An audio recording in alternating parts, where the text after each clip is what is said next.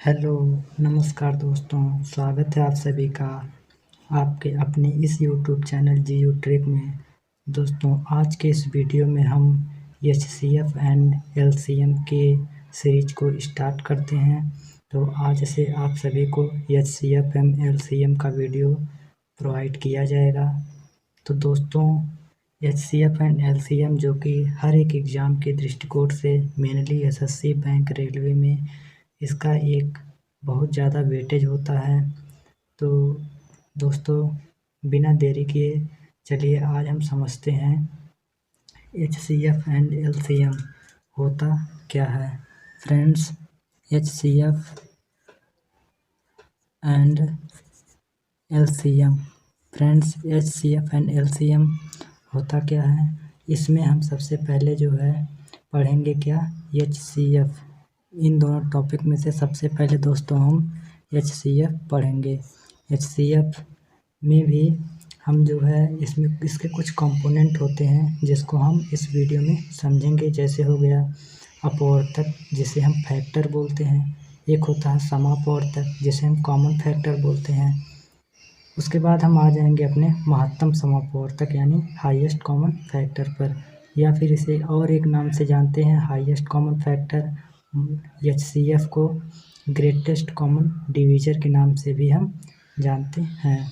तो चलिए दोस्तों, बिना देरी के हम शुरू करते हैं अपना टॉपिक। अपवर्तक सबसे पहले समझ लेते हैं। अपवर्तक बोले तो डिवीज़र, अपवर्तक बोले तो डिवीज़र और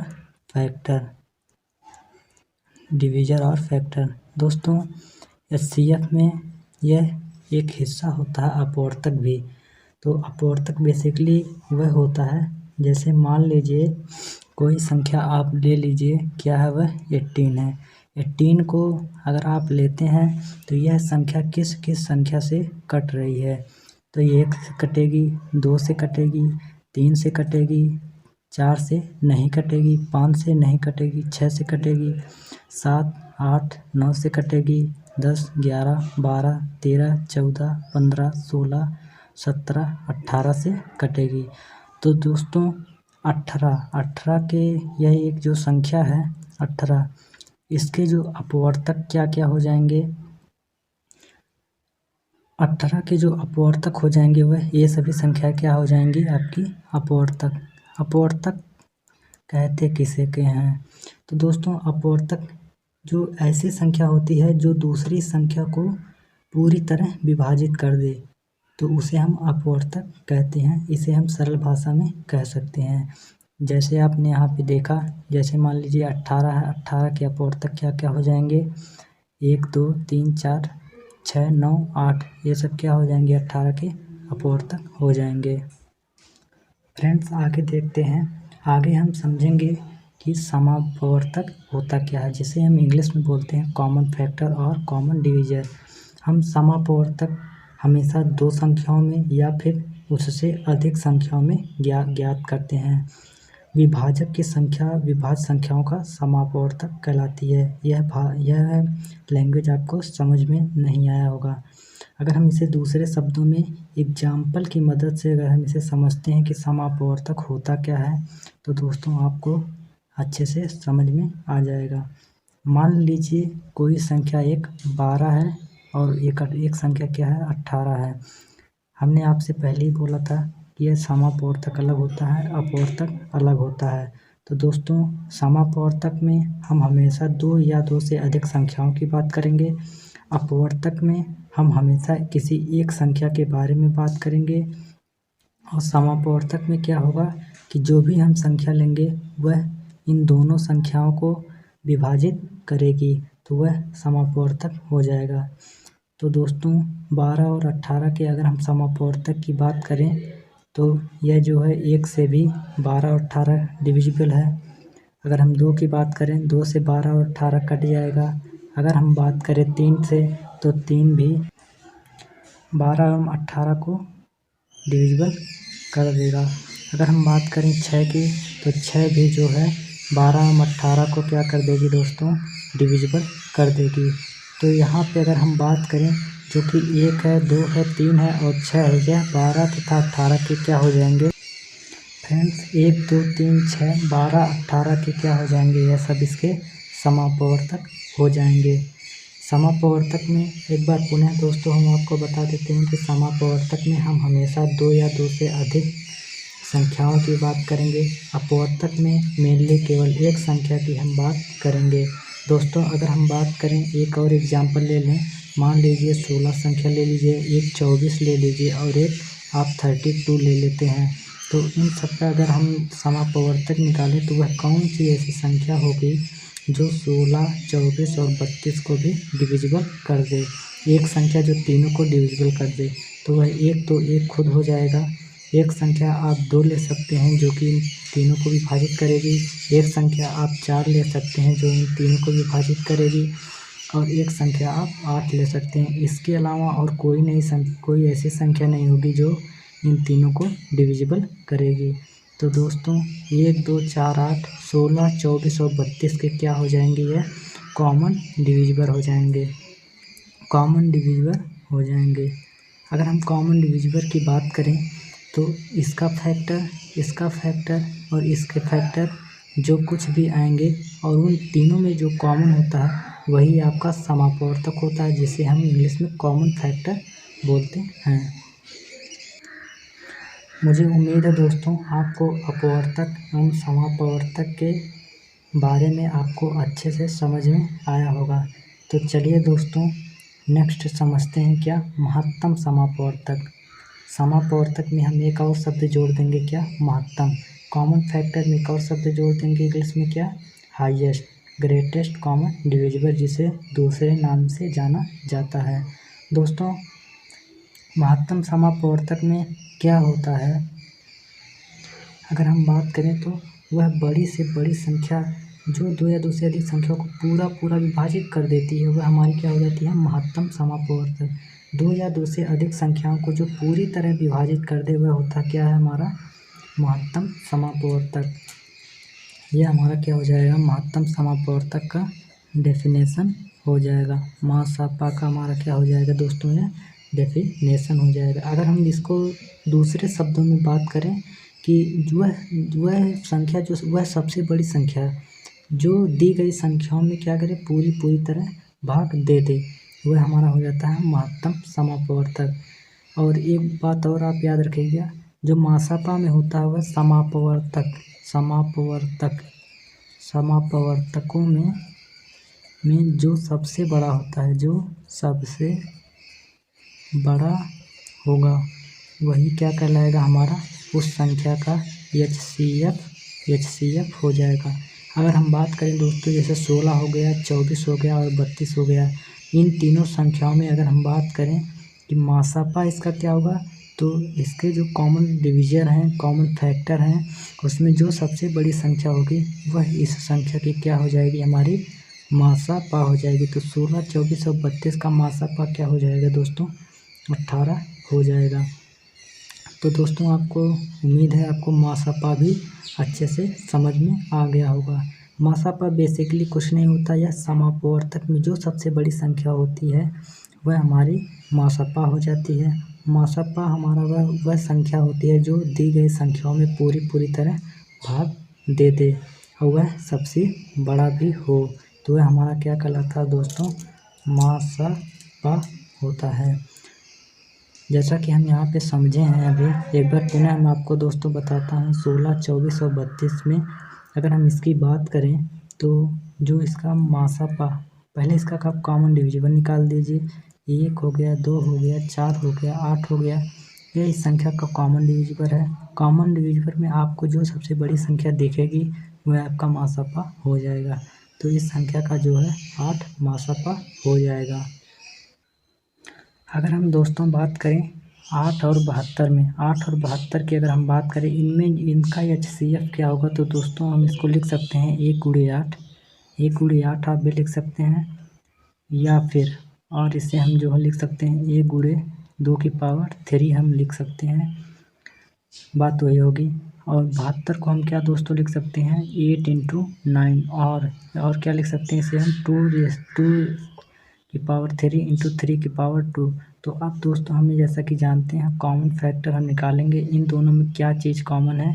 तो हम देख रहे हैं इनमें 2 की पावर 3 क्या है दोस्तों, कॉमन है।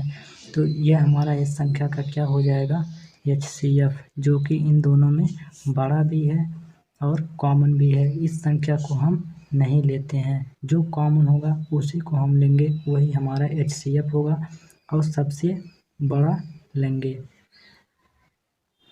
फ्रेंड्स, अगर आपको समझ में ना आया हो कि मासापा कैसे ज्ञात करते हैं, तो अभी हम मासापा ज्ञात करने की विधियां समझेंगे। और विधियां को जब हम समझेंगे तो आपको अच्छे से क्लियर हो जाएगा कि मासापा हम कैसे ज्ञात करते हैं। हम अलग अलग विधियों द्वारा मासापा को ज्ञात करने की कोशिश करेंगे। दोस्तों, हम अपनी पहली विधि जो है गुणनखंड विधि की बात करेंगे। गुणनखंड विधि यानी फैक्टर थ्योरम, फैक्टर मेथड की बात करेंगे। फैक्टर मेथड की हम बात करेंगे। फैक्टर मेथड में होता क्या दोस्तों, हम वह समझेंगे। मासापा ज्ञात करने की हमारी जो पहली विधि है वह गुणनखंड विधि है। तो मान लीजिए हम कोई संख्या ले लेते हैं, मान लीजिए 3 संख्याएं ले लेते हैं, 24, 32 और 40 का हमें क्या ज्ञात करना दोस्तों, मासापा ज्ञात करना है। मासापा ज्ञात कीजिए।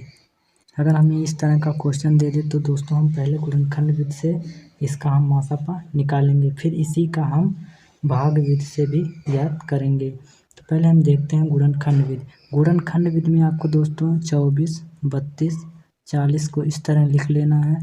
इस तरह लिखने के बाद दोस्तों इसको आपको फैक्टराइजेशन करना है। फैक्टराइजेशन का मतलब होता है आपको प्राइम फैक्टर में से बदलना है। अगर हम इसकी बात करें कि 24 को हम क्या लिख सकते हैं, 8 त्रिक 24, लेकिन ये आपस में प्राइम फैक्टर नहीं है। प्राइम फैक्टर में इसे लाने के लिए आपको दोस्तों क्या करना पड़ेगा, 2 की पावर 3 इंटू 3 कर देंगे। अब देखिए 2 और 3 प्राइम हो जाएंगे आपस में। अब हम बात करते हैं दोस्तों 32 की। 32 की अगर हम बात करें तो यह 2 की पावर 2 इंटू 2 इंटू 2 इंटू 2 दूना 4 दूनी 8 दूनी 16 दूनी 32, इससे हम क्या लिख सकते हैं दोस्तों, 2 की पावर 5। अब अगला हम देखते हैं दोस्तों 40 को हम क्या लिख सकते हैं दोस्तों, 10 चौको 40, इसे हम क्या लिख सकते हैं, 2 इंटू 5 इंटू 2 इंटू 2। अब यहाँ से हम देखते हैं कंक्लूजन अपना निकालते हैं, 2 की पावर 3 इंटू 3, 2 की पावर 5, 2 की पावर 3 इंटू 5। तो यहाँ से हम दोस्तों क्या करेंगे, दोस्तों यहाँ से जो सब में कॉमन है हम उसे निकाल लेंगे, जिसे हम कॉमन फैक्टर बोलते हैं।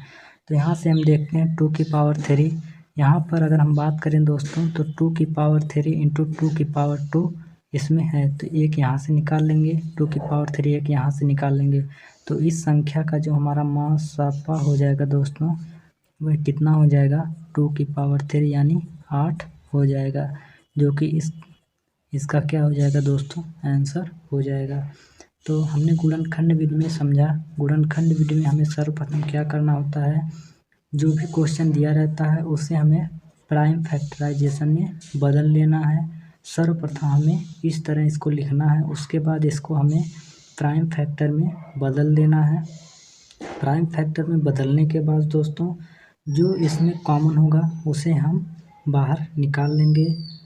जो इन तीनों में कॉमन है दोस्तों, जैसे कि 2 की पावर 3 इन तीनों में कॉमन था, जिसे हमने बाहर निकाल लिया और हमारा जो 8 आ गया, यह इसका क्या हो जाएगा, मासापा हो जाएगा, जो कि इन तीनों प्राइम फैक्टराइजेशन में क्या है, सबसे बड़ी संख्या है, जैसा कि हमने समापवर्तक में देखा था। दोस्तों अगला अगर हम देखें, जैसे कि दे रखा 50, 90 और 10 का हमें मासापा ज्ञात करना है। तो दोस्तों हमें क्या करना है, पहले 50 लिख लीजिए, फिर 90 लिख लीजिए, फिर 40 लिख लीजिए। इनका हमें क्या करना है दोस्तों, प्राइम फैक्टराइजेशन आप इसका कर दीजिए। प्राइम फैक्टराइजेशन में अगर हम बात करें तो 5 हो जाएगा, 10 बचे 50 और 5 इंटू 2 यानी 25 दूना 50 हो जाएगा दोस्तों। और 90 का अगर हम प्राइम फैक्टराइजेशन की बात करें 10 इंटू 9 हो जाएगा, जिससे हम क्या लिख सकते हैं 3 इंटू 3 इंटू 5 इंटू 2 लिख सकते हैं। और 40 की अगर हम बात करें 10 इंटू 4 यानी 5 इंटू 2 इंटू 2 इंटू 2 लिख सकते हैं। अब दोस्तों यहाँ से हम देखेंगे कि इसमें कॉमन क्या है, तो इसके हम इस तरह लिख सकते हैं 5 का स्क्वायर 3 का स्क्वायर 5 इंटू 2, यहाँ से हम लिख देंगे 5 इंटू 2 की पावर 3। अब यहाँ से हमें समापवर्तक में जैसा कि हम जाने थे कि जो सबसे बड़ा फैक्टर होगा उसे हम बाहर निकाल लेंगे और वह तीनों में कॉमन होना चाहिए। तो यहाँ से हम जो है दोस्तों 5 को पहले लेते हैं, यहाँ पे एक 5 है, यहाँ पर भी एक 5 है, तो हम यहाँ से भी एक ही 5 निकालेंगे। तो यहाँ से हम एक 5 ले लेंगे, इंटू करेंगे, यहाँ से हम 2 ले लेंगे, यहाँ से 2, यहाँ से 3 2 है, लेकिन हम एक ही 2 लेंगे क्योंकि सब में हमें बराबर बराबर कॉमन निकालना है। तो यहाँ से 1 2 हम निकाल लेंगे।